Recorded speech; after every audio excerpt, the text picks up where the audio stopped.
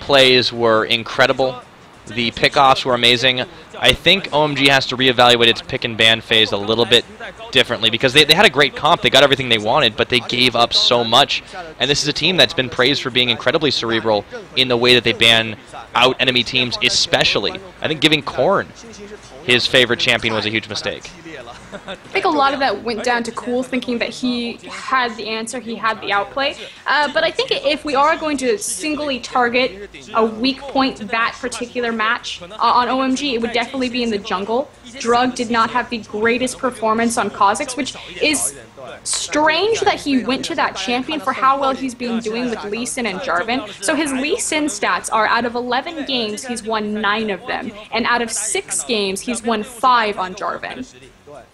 Yeah, I think that they've got to go for something that suits them a little bit better. Drug definitely needed to step up a little bit more. His Kha'Zix play wasn't terrible, but he looked a little flustered. You saw that fail flash on the back foot when he was trying to run away from it. But on your screen, got the victors from our last game. Yeah, are thinking really, really hard about what they want to do this next time.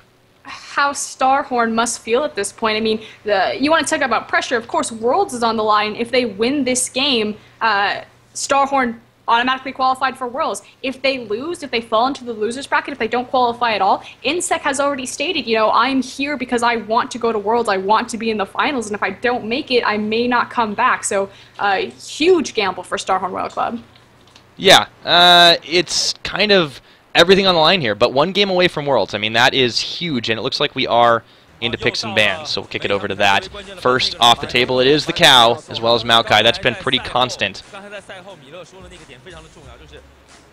Of course, again, this is 4.14, so Alistair has not had his nerfs. I believe we only saw him played once yesterday, so he should be banned continuously throughout this set. I expect Rise to be a target. Don't think they want to give that to Go Going so easily. Not that Cole didn't hold his own, but Go Going was definitely a strong point of threat there. Yeah, Rise is off the table now, too, and we, of course, see Rengar banned away. I think these are definitely a little bit better choices, but this leaves Lee Sin open, and if Insec, if they opt to first pick it, Starhorn's on the blue side this time. It's been his signature champion, and we'll see if they go back to it.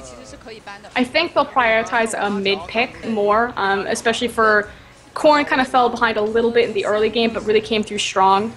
Expect it to be the Orianna. Yeah, I think I'll have to see that. Now, with Fizz banned out, yeah, that's the choice. So it is going to be that first pick, and that's fairly safe, all said and done. This does leave Lee Sin open. I think Drug will get a much better jungler in this particular case. And again, picking up the Lee Sin, it would be a takeaway from Insec, but those stats, I mean, out of 11 games, 9 games won on Lee Sin. It's a ridiculous win rate in the competitive scene. So I think they kind of have to go back to what their strength is, and we're getting a little bit of technical issues on our end, guys. We'll be taking yet another quick break. Sorry about the issue. We'll be bringing it back around in just a moment. Be right there.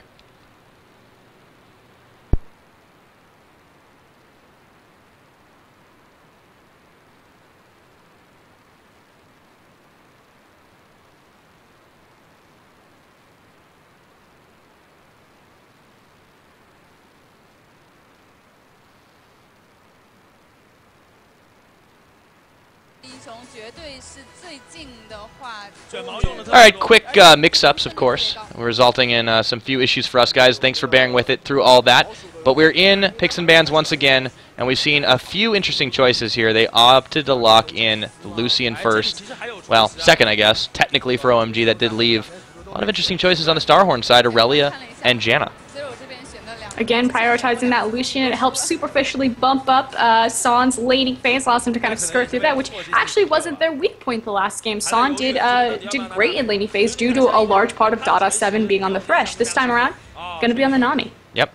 It's locked in now, leaving Going to go for Jax. It's a bit of a takeaway, even if Korn had already locked in his champion, just saying, hey, anything you can do, I can 1v1 you better. Going was incredible on that Rise last time, and of course, meriting the ban. Absolutely. It's not something we usually see. Oh boy, and a Jarvan hover. Yeah, I think they might go for this, though. Insec, they're kind of trying the back and forth. I like it. Vayne now for Uzi, and this is something we've seen him play so many times to so much scary success. But last second switch up over to Caitlyn. Wow. Okay, this is a total throwback to Worlds, Uzi, known for his Caitlyn. We actually haven't seen him pull it out in competitive play. Like you said, has fallen back to Vayne, had the crazy pentakill on it, which if you haven't seen that pentakill, you need to stop watching this and go watch that because it's that amazing. But the Caitlyn, this is a big comfort pick for him, a huge throwback. Haven't seen it, see if he maybe gets to dust off that rust, but...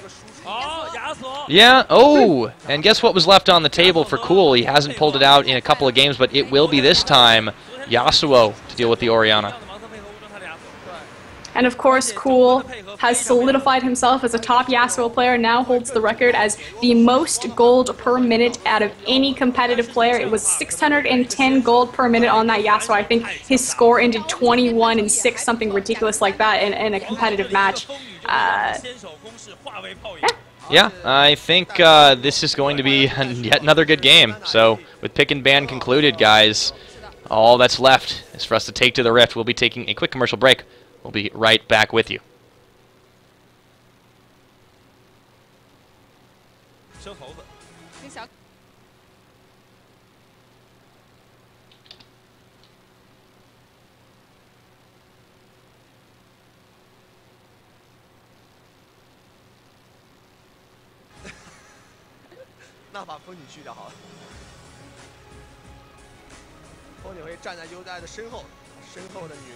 对，哎，你之前有看过一张图吗？就是小狗的维恩特别肥，然后后面一个辅助弱弱的躲在他身后，所以你要保护哦。你说是装备肥还是身材肥？身材。哦。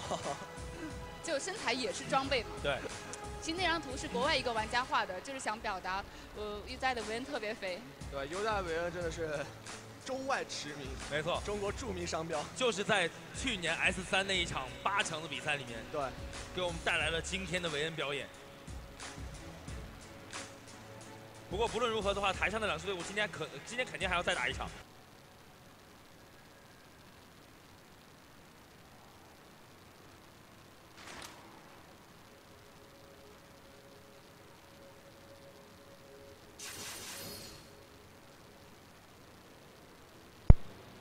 Alright guys, here we are, on to Summoner's Rift.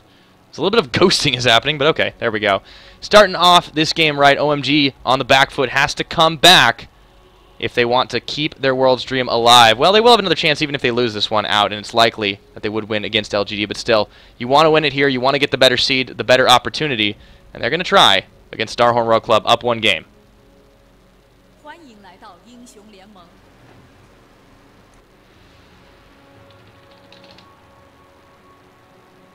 Oh, looks like we are having another couple of technical difficulties with the stream. Thanks for bearing with us, guys. Okay, there we go. Back to a little bit normal. Going to get a little bit of 1v1 action on Nicola early on. But otherwise, pretty normal. Line of scrimmage for both these teams. Nothing we don't expect to see. And this is expected, of course. OMG pressures on Starhorn Royal Club. They don't want to throw an early advantage with some sort of shoddy invade. Again, like you said, they win this, they step into Worlds. So yeah, OMG is playing from the back foot, but the pressure is on just as much for Starhorn World Cup to perform. They have a lot on the line as far as their player contracts.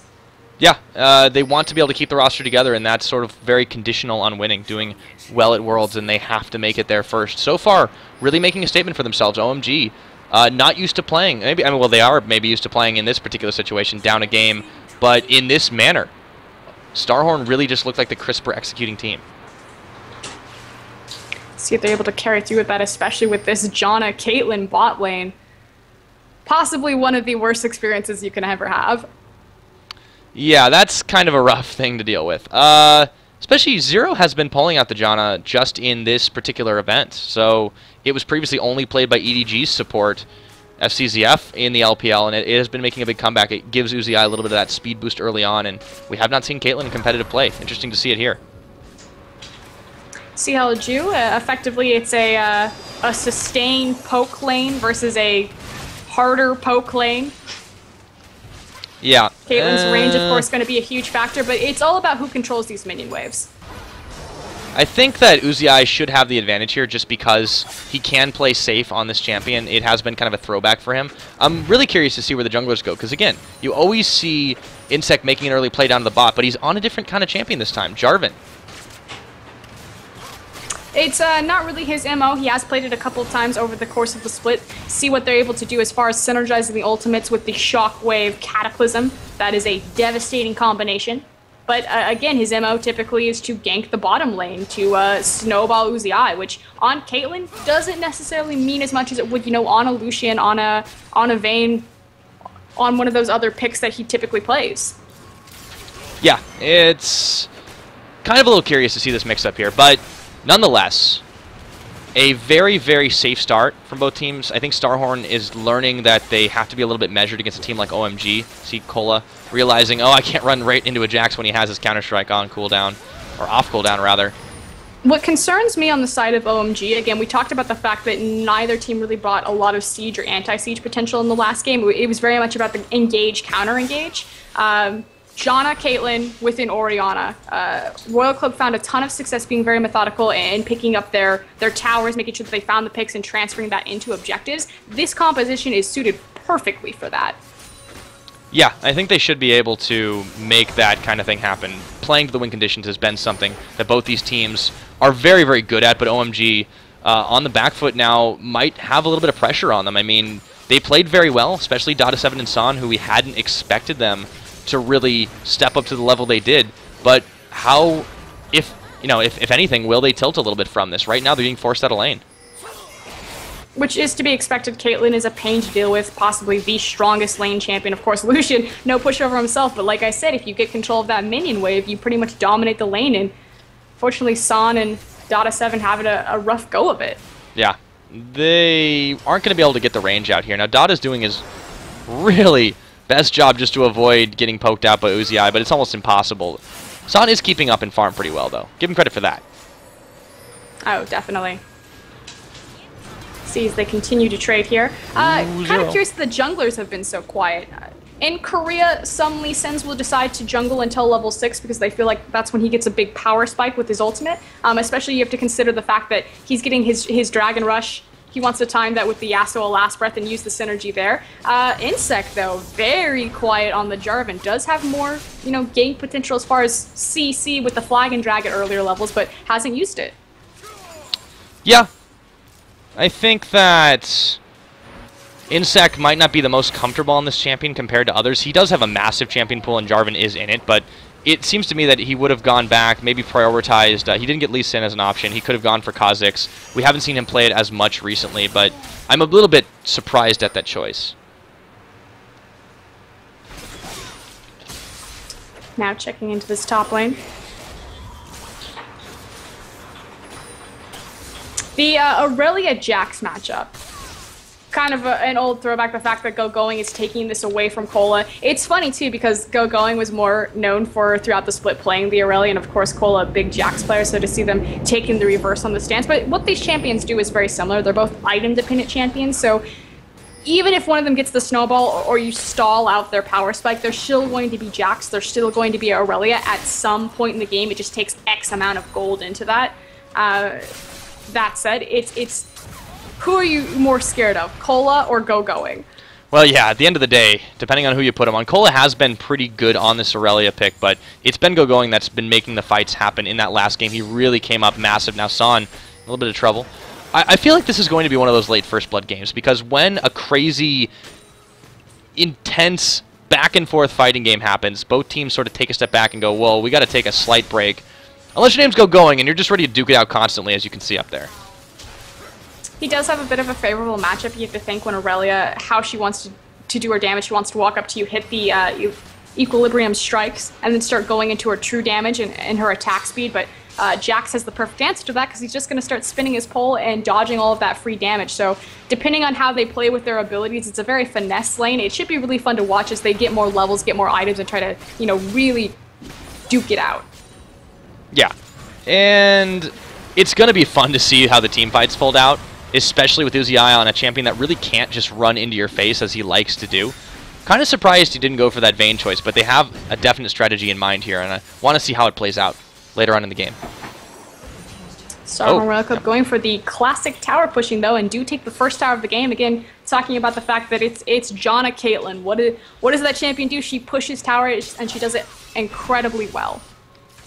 Yeah, It's not too difficult to win lane as Caitlyn, especially on someone as proficient as Uzi, but they've really kind of ended that prematurely. I think the Dragon going to be the next easy objective for them if they can force OMG to fight. But we'll have to see. Uzi going to be able to back and spend at this point. Nice and easy controlled game from them. The tell will be if Uzi and Zero now go mid and try to put down another global objective and swing maybe a pick into a Dragon pickup, or if they continue with the pressure onto the bot lane. Again, if San decides to freeze it here, I mean, that's not the worst case scenario. It's a Lucian. That's not a Jinx or a Kog'Maw or Tristana. You're not going to freeze the lane and then come out late game as a hyper carry. I think that San really, he needs to put the pressure back down onto the bot lane, and he needs to force Uzi and Zero to stay in the lane and to respond to protecting their tower. Yeah, if he can do that, I think they will have a lot better of a time keeping control of all this. Now with the lane swap, the late lane swap coming in, they might give up a bit of this Dragon pressure here, and this might be a mistake by Starhorn. OMG, recognizing the situation, should be able to 3-man this. Just ineffective backs, really, from Starhorn World Cup to lose this objective, especially because they have control over the lane. That said, I mean, this Dragon Gold, it really doesn't mean much as far as giving OMG a boost because Starhorn World Cup got the first tower. So, in the end, Starhorn's going to try to push down this top tower now. Yeah, they should be able to push it in pretty hard. Gogoing's going to have a hard time responding to that. Nonetheless, it's still a decent defense. It's holding. San can deal with Cola with the help of Dada. There's also Loveling making his presence continually felt down here. And Insec has been completely MIA, just off in farmland. I just feel like Starhorn could have gotten the Dragon and the tower. I feel like that was kind of in their grasp right there. Yeah, a little bit of a mistake. You know, the Orianna. Oh, cool. Level 8. Trying his luck with Corrin. It's not going to result in anything. Yeah, this game it's so night and day, the performance. Just in general, what they're going for is so different. And you can see that Starhorn is kind of evolving into this much more strategical team the more time goes on. Nice win wall. Moving the ball back just a little bit. Cola here. It's moving in there. Tower finally falls in the top, so Starhorn will maintain that 2-tower lead. Get themselves a little bit more ahead in the gold department. Insect finally making his face known, but that's OMG backing away in the bot. Prioritizing trying to put Going behind. That said, if Uzi and Zero back away from this and now continue to the mid tower or try to push this down, Going's just going to freeze that farm wave. And again, Jax is an eye-dependent champion. He's a hyper carry late game. He excelled in the 4VO meta. Although, hold on a second, because Loveling he wants to make this play happen. They will get the kickback on Insect, but the ball comes in. Loveling, he's low. He gets a safeguard off, staying perfectly safe, and the teleport is canceled. All right, guys, we'll come back in 5 to try to make that happen again. That was really close for comfort. Again, still a very late first blood. Not quite enough damage to finish off Lee Sin. Has that mobility for him. Yeah, that was a bit of a mistake. I think Drug got really overzealous there, and you can tell OMG's getting impatient. They are losing towers. They are giving ground up.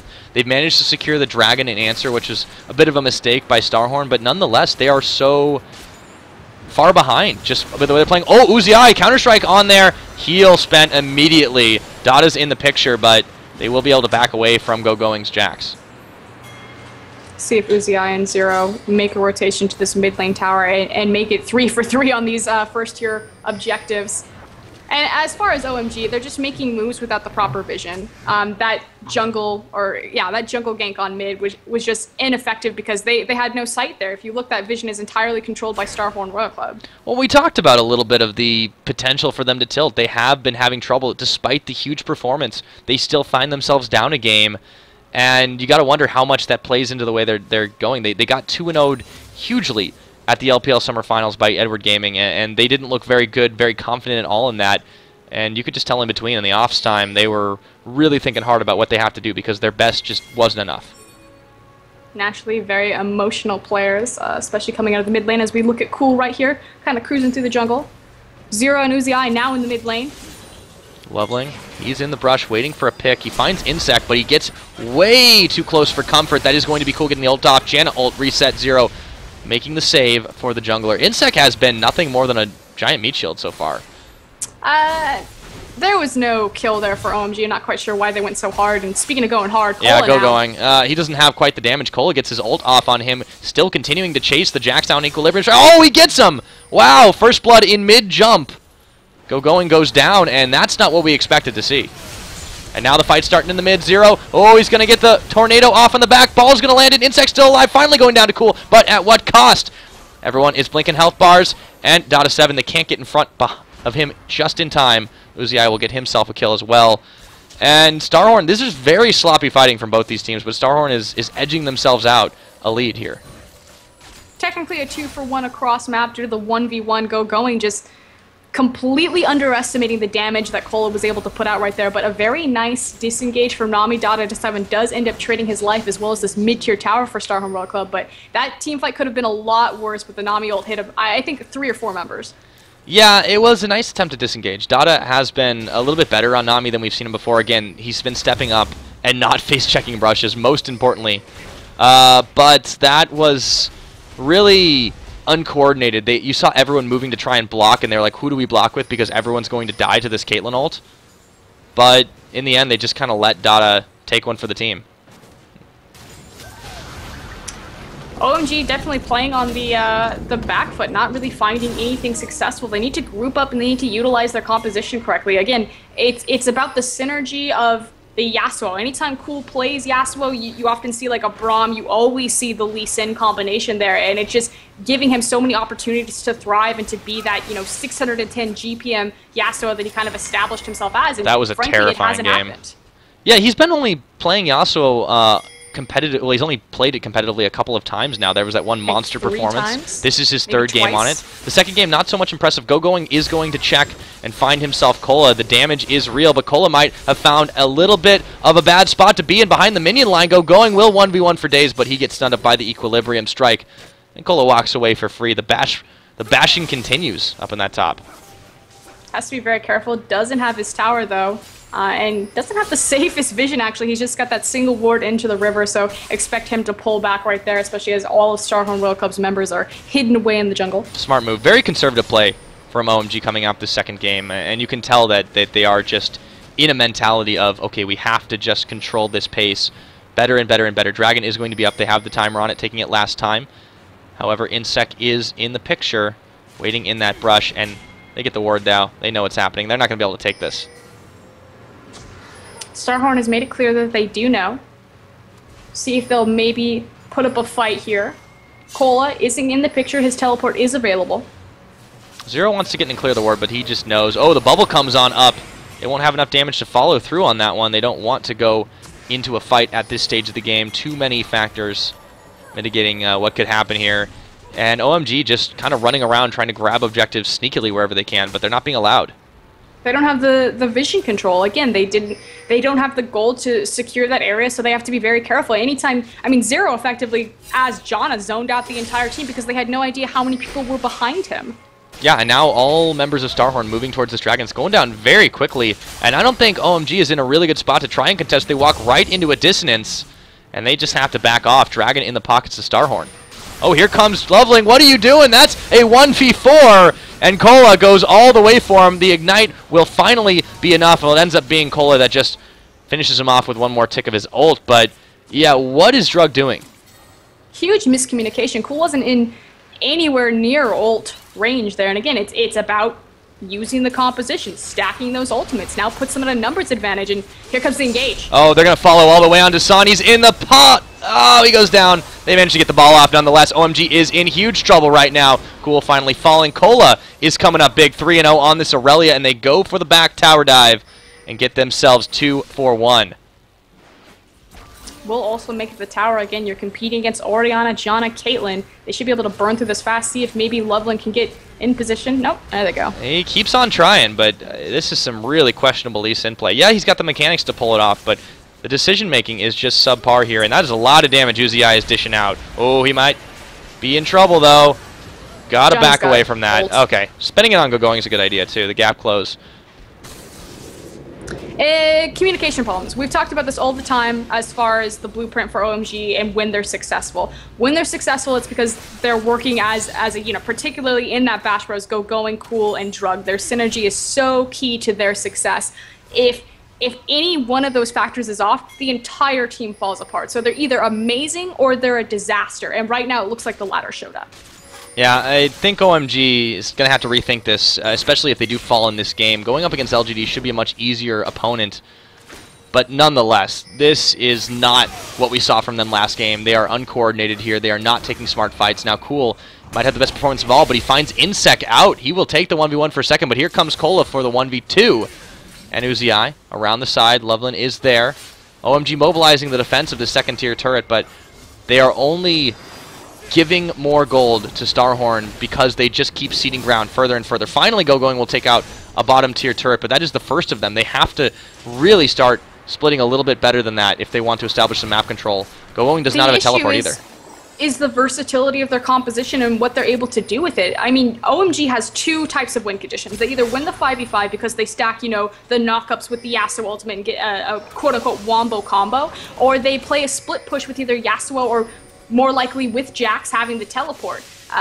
Starhorn World Cup have those exact same combinations. You know, they have their own wombo combo. They have the ability to split push because they have the Aurelia, but they also have this siege potential with just a straight 5v5 on a tower because it's Caitlyn Janna. They just have that slight edge. Wow, Going. Oh my goodness. That was a lot of damage from Uzi's ultimate. Not quite enough. The ace in the hole will force him back, and this tower is all but locked up for Starhorn World Club. They are slowly controlling this. This is such a different team that we're used to seeing, and I feel like the tables are turned here.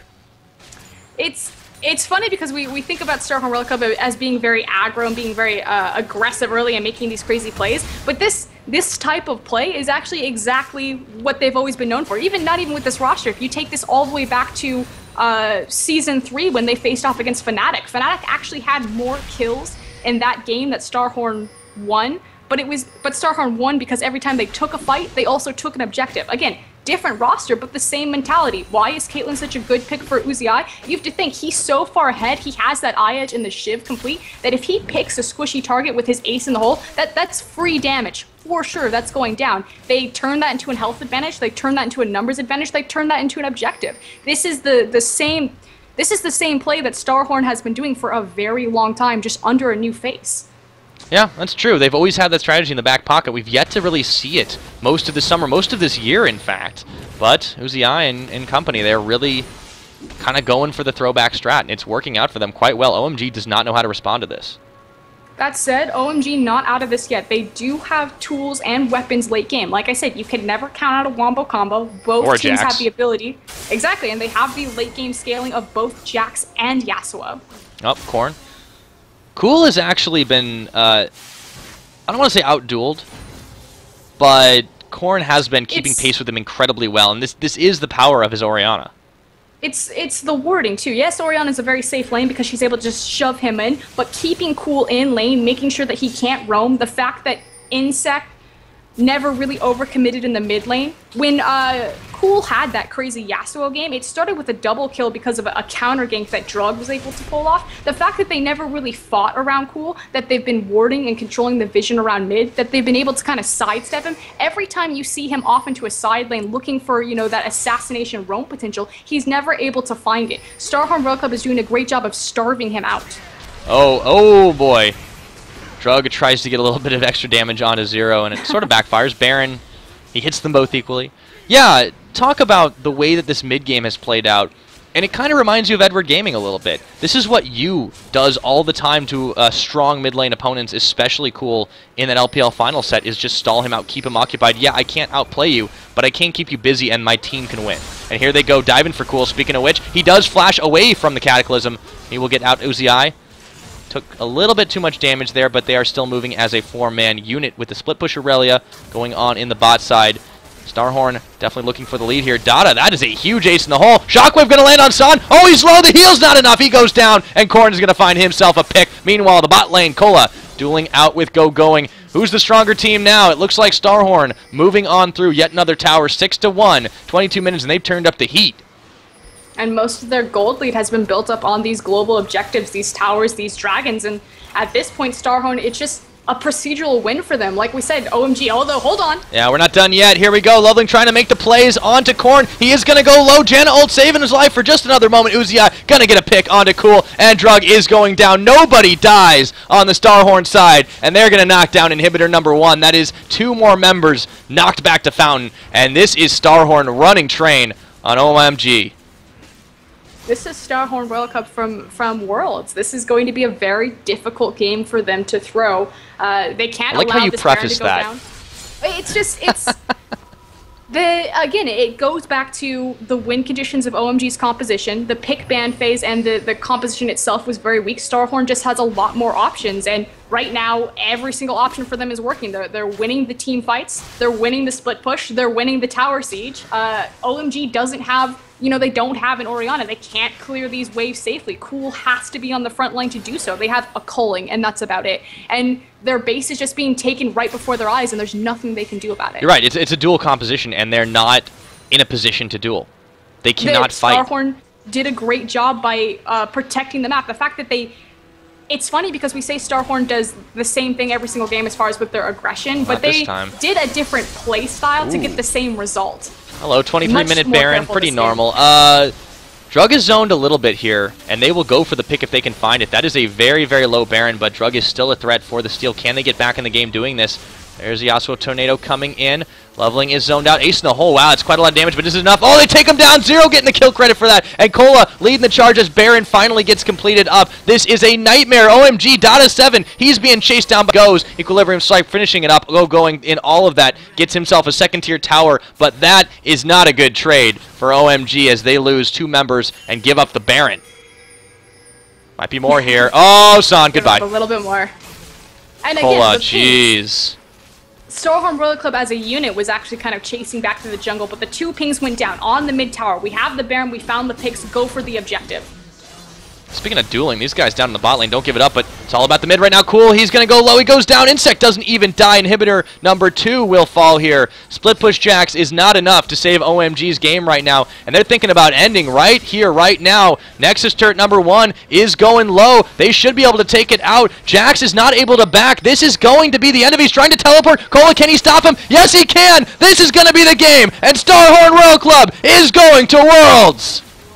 And after that performance, they absolutely deserved to manhandled OMG, just dissected them. And we saw 2 different types of compositions come out for them. Same type of play style and MO that Starhorn likes to go, but both incredibly effective. Yeah, that was really impressive, the way that they were able to do both those games. Completely different strategies, worked both times, and they just dominated OMG from the get-go. That was incredible play. And I cannot wait to see how they do up against Edward Gaming in our final set of the night. That will be a fantastic match. But before that, we actually have LGD versus OMG. So yes, OMG did lose here. The World Stream is still alive, though, for them, as is for LGD. 2 games, and we'll have our 3rd seed. Yeah, we'll have to find out how it goes after this. But guys, we'll be taking a quick break before we get back into that one. Thank you for bearing with us through all the technical difficulties. We'll be back, of course, with the remainder of the Season 4 World Championship qualifiers for China. You're watching here on LPL. We'll be right back.